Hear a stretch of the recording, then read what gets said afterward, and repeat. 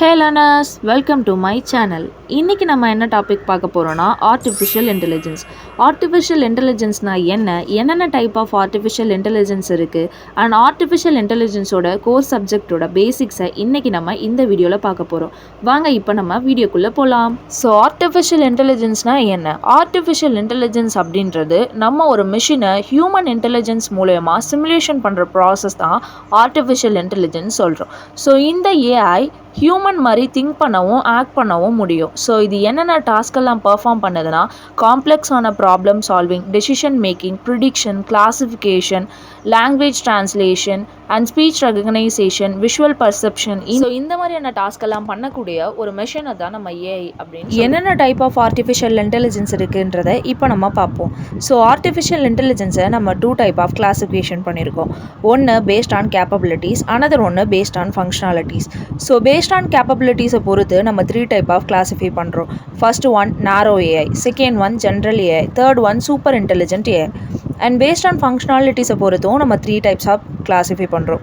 First one reactive machines, second one limited memory, third one self aware AI. So இந்த 6 டைப்ஸையும் நம்ம எக்ஸாம்பிள்ஸோட கிளியராக பார்க்கலாம். So first one narrow AI. Narrow AI அப்படின்றத நம்ம வீக் ஏஐ அப்படின்னு சொல்கிறோம். ஏன் அப்படின்னு சொல்கிறாங்கன்னா இந்த ஏஐ ஒரு ஸ்பெசிஃபிக் டாஸ்க்கை மட்டும்தான் பண்ணும். அதை தாண்டி ஒரு ரேஞ்ச் ஆஃப் டாஸ்க்கை அதால் பண்ண முடியாது அப்படின்னு சொல்கிறாங்க. ஃபார் எக்ஸாம்பிளுக்கு வாஷிங் மிஷின் அப்படின்னு எடுத்துக்கிட்டோன்னா அது க்ளீனிங் அப்படின்ற ப்ராசஸை மட்டும்தான் பண்ணும். அதை தாண்டி அதால் வேறு எந்த ப்ராசஸுமே பண்ண முடியாது. ஸோ இந்த டைப் ஆஃப் ஏஐ எல்லாத்தையும் நாரோ இல்லைனா வீக் ஏஐ அப்படின்னு சொல்கிறாங்க. So second one general AI. General AI strong AI அப்படின்னு சொல்கிறாங்க. ஏன்னா இது ஒரு ஸ்பெசிஃபிக் ரேஞ்ச் இல்லாமல் மல்டிபிள் டாஸ்க்கை இது பண்ணக்கூடியது அப்படின்னு சொல்கிறாங்க. லைக் இது சிமிலராக ஹியூமன் மாதிரி ஒர்க் ஆகும் அப்படின்றாங்க.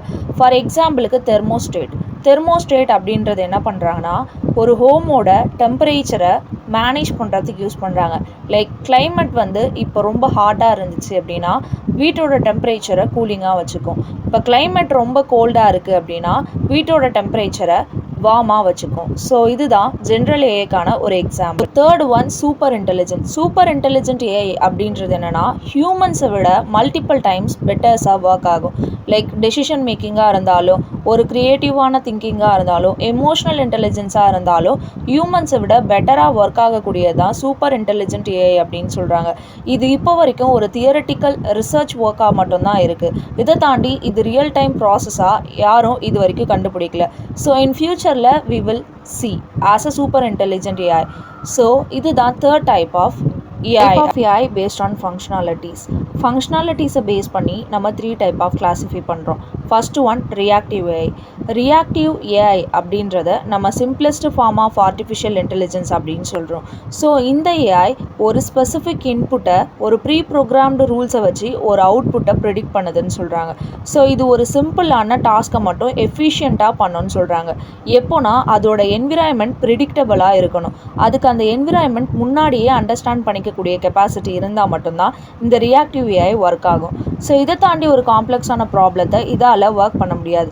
ஃபார் எக்ஸாம்பிளுக்கு சிம்பிள் சாட்பாட் அப்படின்றது ப்ரீவியஸாக அந்த சாட்பாட்டோட நம்ம கம்யூனிகேட் பண்ண அந்த இன்ஃபர்மேஷன்ஸை வச்சு அது reply. Second one limited memory AI அப்படின்றது என்னென்னா லைக் ஒரு ஹிஸ்டாரிக்கல் டேட்டாஸ்லேருந்து ப்ரீவியஸ் டேட்டாஸ்லேருந்து ஒரு ப்ரிடிக்ஷனை மேக் பண்ணுறதுக்கு யூஸ் பண்ணுற ஒரு டைப் ஆஃப் ஏஐ தான் limited memory AI. Limited memory ஏஐயில் சேஞ்சஸ் என்விரான்மெண்ட்டில் இருந்தால் கூட அதால் அவுட்புட்டை கண்டுபிடிக்க முடியும். ஃபார் எக்ஸாம்பிளுக்கு செல்ஃப் டிரைவிங் கார்ஸ். டெஸ்லா மாதிரியான செல்ஃப் டிரைவிங் கார்ஸில் டிரைவிங் என்விரான்மெண்ட்டுக்கு ஏற்ற மாதிரி அதோட டிரைவிங் டெசிஷனை மேக் பண்ணுறது example of limited memory AI. Third one theory of mind AI அப்படின்றது என்னென்னா லைக் இது இப்போ வரைக்கும் ஒரு தியரியாகவும் ரிசர்ச் ஒர்க்காகவும் மட்டும்தான் இருக்குது. லைக் நான் எப்படி பேஸ்ட் ஆன் கேப்பபிலிட்டிஸில் சூப்பர் இன்டெலிஜென்ஸை சொன்னனோ அதே மாதிரி தான் தியரி ஆஃப் மைண்ட் ஏஐ. இதில் என்னன்னு சொல்கிறாங்கன்னா இந்த ஏஐனால் ஹியூமன்ஸோட எமோஷனை அண்டர்ஸ்டாண்ட் பண்ணிக்க முடியும் அப்படின்னு சொல்கிறாங்க. இப்போ வரைக்கும் இந்த மாதிரியான ஒரு ஏஐ கண்டுபிடிக்கவே இல்லை. பட் பெஸ்ட் எக்ஸாம்பிளாக சோஃபியா தி ரோபோட்டை சொல்கிறாங்க. இந்த ரோபோட் ஹியூமனோட எமோஷன்ஸை கான்வர்சேஷன் பண்ணுறப்போ அண்டர்ஸ்டாண்ட் பண்ணிக்குது அப்படின்னு சொல்கிறாங்க. ஸோ அதன் மூலயமா ஹியூமனோட எமோஷனுக்கு ஏற்ற மாதிரி ரிப்ளைஸும் பண்ணுது. ஸோ இப்போ வரைக்கும் கண்டுபிடிச்சதில் ஒரே mind of AI Sophia the robot. ஏஐயில் என்னென்ன சப் ஃபீல்டு இருக்குது அப்படின்றத இப்போ நம்ம பார்க்கலாம். ஸோ ஏஐ அப்படின்றது ஒரு தனியாக ஒர்க் ஆகக்கூடிய ஒரு ஃபீல்டு கிடையாது. இது மல்டிபிள் இன்டர்டிசிப்ளினரி அண்ட் சப் ஃபீல்டை கண்டெயின் பண்ணியிருக்கு. Like machine learning, deep learning, natural language process, computer vision, robotics, இது எல்லாமே ஏஐயோட ஒரு கோர்ஸ். ஸோ மெஷின் லேர்னிங் அப்படின்றது என்னென்னா, லைக் இது ஒரு குழந்தை மாதிரி. ஒரு குழந்தை எப்படி ஒரு ப்ரீவியஸ் டேட்டாஸ்லேருந்து சின்ன வயசுலேருந்து அது என்னென்ன விஷயங்களை அப்சர்வ் பண்ணுதோ அதை வச்சு ஒரு டெசிஷனை மேக் பண்ணுமோ அதே மாதிரி தான் மெஷின் லேர்னிங். மெஷின் லேர்னிங் அப்படின்றது ஒரு டேட்டாவை ப்ரீவியஸாக எடுத்து அதை ப்ராசஸ் பண்ணி அந்த டேட்டாஸில் இருக்கக்கூடிய இன்ஃபர்மேஷனை பேஸ் பண்ணி ஒரு நியூவான டெசிஷன், ஒரு ப்ராப்ளத்துக்கு டெசிஷனை மேக் பண்ணக்கூடியது தான் machine learning. So deep learning அப்படின்றது ஹியூமனோட பிரெயின் மாதிரி தான். ஸோ ஹியூமனோட பிரெயின் எப்படி ஒரு பர்டிகுலர் இன்ஃபர்மேஷனுக்கு ரியாக்ட் பண்ணுதோ அதே மாதிரி தான் இந்த நியூரல் நெட்வொர்க்கு லைக் டீப் லேர்னிங் ஒர்க் ஆகுது. ஸோ இந்த டீப் லேர்னிங் எப்படி ஒர்க் ஆகுதுன்னா, லைக் ஒரு பர்டிகுலர் இன்ஃபர்மேஷன் எடுத்து multiple hidden layers and input output லேயர்ஸ்க்கு பிட்வீனில் ப்ராசஸ் பண்ணி அவுட்புட்டை ப்ரொடியூஸ் பண்ணுது. Similar how human brains are process the neuron. நம்மளோட பிரெயின் எப்படி நியூரான்ஸ்க்கு பிட்வீனில் இன்ஃபர்மேஷனை ப்ராசஸ் பண்ணி பர்டிகுலர் ஆக்ஷன்ஸை டக்குன்னு எடுக்குதோ அதே மாதிரி தான் நியூரல் நெட்வொர்க்கும் ஒர்க் ஆகுது. ஸோ ஃபார் எக்ஸாம்பிளுக்கு தெரியாமல் என்னோட கையில் நெருப்பு பட்டுருச்சு அப்படின்றப்போ இந்த இன்ஃபர்மேஷன் என் பிரெயினுக்கு போய் பிரெயின் என்ன பண்ணும், என் கையை சடனாக நெருப்பு பக்கத்தில் இருந்து எடுக்க சொல்லும். ஸோ இந்த மாதிரி தான் நம்மளோட நியூரல் நெட்வொர்க் ஒர்க் ஆகுது. கம்ப்யூட்டர் விஷன் அப்படின்றது எப்படி ஹியூமன்ஸோட ஐஸ் ஒர்க் ஆகுதோ சிமிலர் டு ஏஐக்கு கம்ப்யூட்டர் விஷன் ஒர்க் ஆகுது. கம்ப்யூட்டர் விஷன்னா என்னென்னா, ரியல் வேர்ல்டில் இருக்கக்கூடிய ஆப்ஜெக்டை அது எப்படி அப்சர்வ் பண்ணுது, எப்படி ஆப்ஜெக்டை கிளாஸிஃபை பண்ணுது அப்படின்றது தான் கம்ப்யூட்டர் விஷன் சொல்கிறாங்க. ஸோ இப்போ நான் ஒரு டாகையும் கேட்டையும் பார்க்குறப்போ இது டாக், இது கேட் அப்படின்றது என்னோட ஐஸ் வந்து கிளாசிஃபிகேஷன் பண்ணி எனக்கு ரெக்கமெண்ட் பண்ணுற ப்ராசஸ் தான் கம்ப்யூட்டர் விஷன். என்எல்பி அப்படின்றது natural language process. Natural language process அப்படின்றது ஒரு ஹியூமன் பேசக்கூடிய லாங்குவேஜையும் இல்லை டெக்ஸ்ட் ஆடியோஸை வந்து கம்ப்யூட்டருக்கு புரிகிற மாதிரி டிரான்ஸ்லேட் பண்ணக்கூடியதான் natural language process. So 5th one robotics. Robotics அப்படின்றது ஒரு சென்சார் என்விரான்மெண்ட்டில் இருக்கக்கூடிய இன்ஃபர்மேஷனை அப்சர்வ் பண்ணி அந்த இன்ஃபர்மேஷனை ஆக்சுவேட்டாருக்கு ப்ராசஸ் பண்ணுது.